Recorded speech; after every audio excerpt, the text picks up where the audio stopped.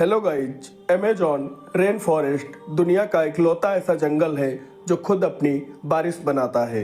आप इसको natural water machine कह सकते हैं। साथ ही यह हवा से पानी को खींच लेता है और वापस हवा में पानी को छोड़ भी देता है। इसके अलावा यह 30 अरब लीटर पानी हवा में छोड़ देता है। जानिए कैसे। धुएं के बादल बन जाते हैं और जंगल में बारिश होती है। बारिश की एक बूंद को जंगल से होकर पृथ्वी तक आने में लगभग 10 मिनट का समय लग जाता है। अगर यह जंगल कट जाएगा तो पृथ्वी का दिल मर जाएगा।